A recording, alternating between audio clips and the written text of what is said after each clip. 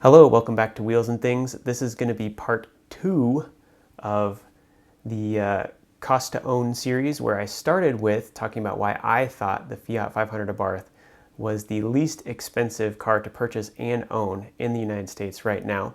And I wanted to compare that to some other vehicles, maybe other common vehicles, other vehicles that are known to be inexpensive, as well as some other vehicles that I own, and as well as one or two vehicles that I either have considered owning or would like to own, but decided not to because of the cost to own.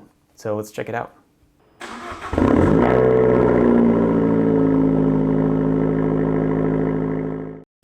So I threw in a 2015 Toyota Corolla. Since we were doing 2015 vehicles, I said, okay, what's the most practical car that people recommend, something that's not going to break down, something that's going to hold its value. And of course, Toyota Corolla is really high up there when it comes to the most practical, affordable car to recommend. And so the cash price is actually, pretty ballpark for some of these other sports cars.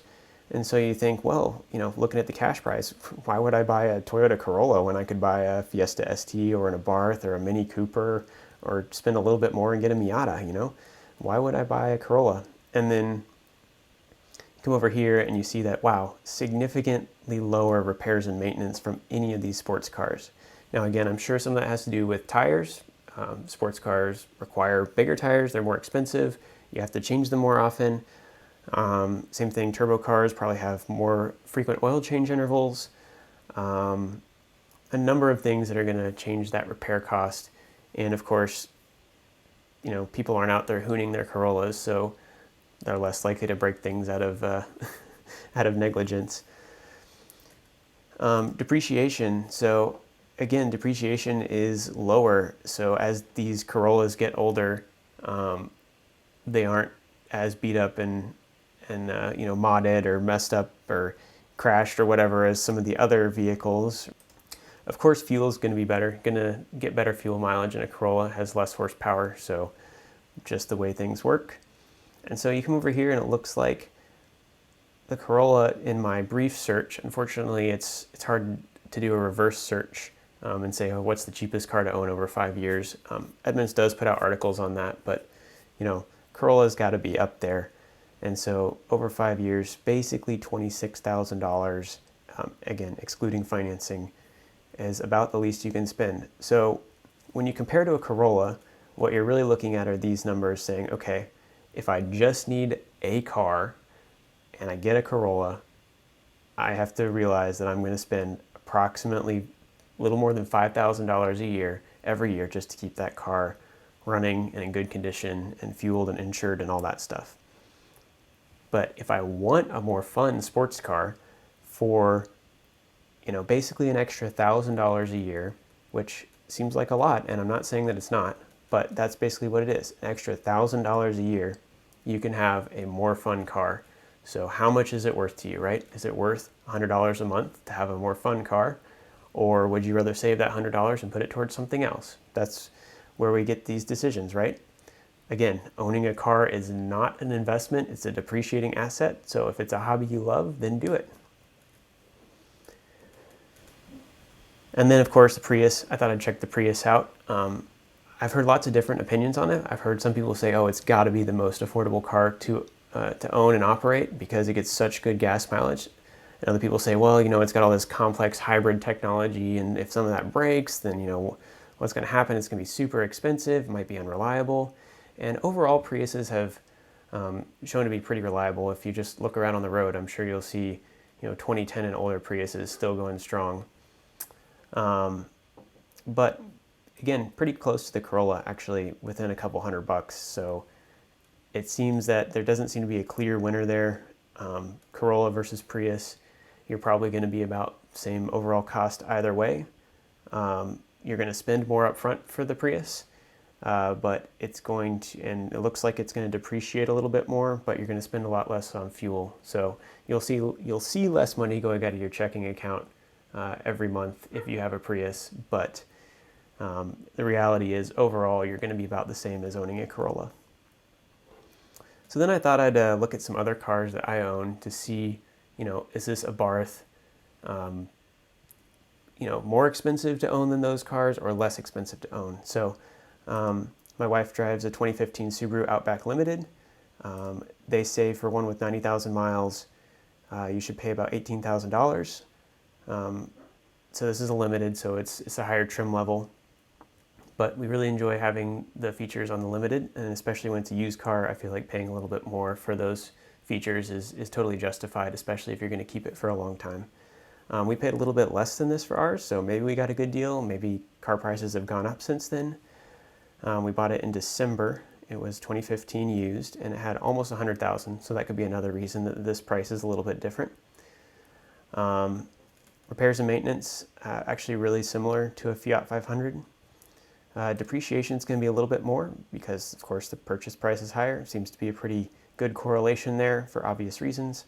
And then the fuel is going to be, and this makes sense. According to this, Abarth is going to spend about 8,000. This one's going to spend just under 8,000. And I find that's actually pretty true. The Subaru gets about 30 and the Abarth gets about 30 miles per gallon. So they're both on regular gas. So they pretty much should cost about the same to fuel over the long term. And so when we get over here, it looks like the true cost to own, and just from my personal experience, the insurance is also about the same. So this one shows the Outback being a little bit more over the long term than the Abarth. And I think it'll be even better in my case since I paid less for the Abarth, so I'm going to lose less in depreciation. And we paid less for the Outback too. So it's, again, not perfectly apples to apples, but having that bigger car, more capable vehicle, much nicer features, heated seats front and rear, navigation, all that stuff in the Subaru.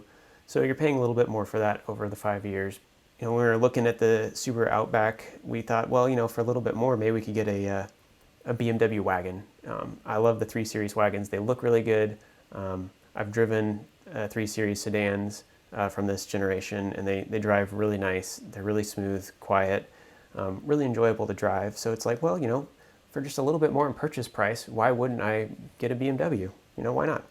And so you start to dig into this, and you quickly see why BMWs are luxury cars, and buying a used BMW is not generally a wise choice, unfortunately.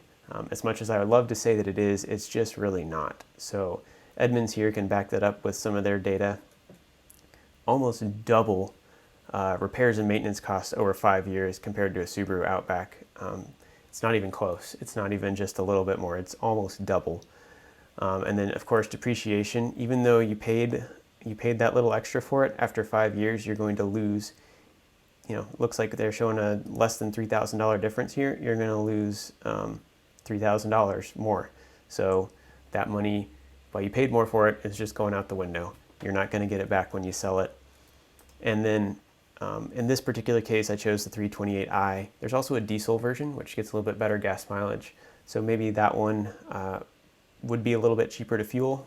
It'd actually probably get better gas mileage than the gas Outback. But if you're comparing gas to gas, the Outback gets a little bit better gas mileage because it has less power. Again, another reason why BMW is nicer. It's got a little more oomph.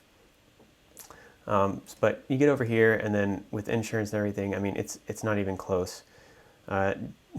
Driving a BMW wagon is going to cost you a lot more than driving a Subaru Outback to the tune of, what is that, $14,000, almost $15,000 more. So over 5 years. So you're really paying like $3,000 a year extra to drive that BMW. So again, trade-offs. If that's what you really like and that's what you're into and you can afford it, then by all means, go and do that. But just don't be fooled into thinking that it's pretty much the same as buying a Subaru. Not saying that Subarus are maintenance-free or anything. They also require, I don't think they're the most reliable Japanese brand, but they're quite reliable compared to other brands, especially German brands. Another vehicle I have, which I thought I'd throw in here, is a 2018 Toyota Tacoma off-road, four-wheel drive. I always want to buy a four-wheel drive vehicle because I believe that you will get that money back at the end, and having it the whole time while you own it is totally worth it. Does cost more up front, I didn't compare a two-wheel drive here, but you're welcome to do that. So you can see that it was not an inexpensive vehicle. I paid a little bit more than this new, but because of the craziness with the prices going up, it's still pretty close to what I'd pay used today if I wanted to buy this vehicle again. Pretty awesome here that you can see that the repairs and maintenance on this larger, heavier, less efficient vehicle are predicted to be less than what the Outback is. A testament to Toyota's reliability, which is why I think it is easily the most reliable brand and cheapest to own when it comes to repairs and maintenance, at least. Depreciation looks like it'll be bigger, of course, because it's more expensive, but it's percentage-wise, it's not anywhere near what it is. I mean, this is looking like 60% of the value here is going to go away for the Outback over 5 years, whereas for the Tacoma, it's nothing like that. I'm not sure I can do this in my head. Let's see, if it was 36%, is that a quarter of the value? That's a third of the value. So much better value getting a Toyota Tacoma. And so interestingly, you'll come over here. Obviously, the fuel is going to cost more because it gets only 20 miles per gallon compared to the 30 of the Outback. But you'll come over here and see that, you're talking only about $4,000 more to drive a Tacoma than to drive an Outback for 5 years. So while you do have to put more cash down up front, and there may be an opportunity cost for you, or you may have to finance to spend that extra money. So, again, trade-offs, but because this depreciation is so low on Tacomas, that's why people buy them and hold them. And I'm sure if you've looked at them, you realize that. And that's why I ended up buying new in 2018, is because it was only a couple $1,000s more at the time to buy a new one than it was to buy a slightly used one. And to me, having the warranty and having a new vehicle that no one had modified or done anything bad to was worth that. And then lastly, I thought I'd throw something in here just as a comparison, something of a car that, I don't know, I think a lot of car enthusiasts would love to have, including myself, but I certainly cannot afford this. And this just helps remind me how I will pretty much never be able to afford one of these cars. But E63 AMG, I chose the sedan because it is significantly cheaper than the wagon. Well, I would love to have an E63 AMG wagon. If I was actually shopping for one, I'd probably look at the sedans because the wagons command quite a premium. And so Edmunds thinks that you'd spend about $38,000 to get a E63 AMG sedan, which, when you look at a truck or something, it's like, well, that's not too bad. But this is where it gets you. Those very expensive high-performance luxury cars, obviously you see it a little bit with the BMW, but over 5 years we're looking at, for both of these, 2/3 of the value of the vehicle when you purchased it. You're losing that in repairs and maintenance. Additionally, another 2/3 of the value you're losing in depreciation. So, and then of course, it's going to cost more to fuel it. So just this number to me is just huge. To own an E63 AMG sedan, not even a wagon, a sedan, for 5 years, if you could pay it all in cash and not finance it, is just huge. I mean, this is, more than a lot of people's salary for the year. So this is higher than the median salary. So this is why those cars that people love to buy and people love to show off on their YouTube channels are unfortunately out of reach for most of us. And so that's why I started this channel, to really talk about the inexpensive ones. And even though they're considered inexpensive because they're low in purchase price, the overall cost is not significantly less than any other vehicle, any other small reasonable vehicle. So just something to keep in mind. So I thought it was pretty long, and if you're still here, thanks for watching the whole thing. Feel free to go check out Edmunds True Cost to Own yourself. Again, prepare yourself. It's pretty crazy when you realize that most cars are $30,000 to own over 5 years. So Well, thanks for watching Wheels and Things, and I hope you learned something. If you liked this type of informational episode, hit that like button, and don't forget to subscribe if you want to keep seeing stuff like this. Again, I hope to do videos in the future talking about cost per mile of the Fiat 500 Abarth and going into a little bit more detail about how much I've spent on maintenance and fuel and other things like that. So stick around if you want to watch that. Thanks for watching. Bye.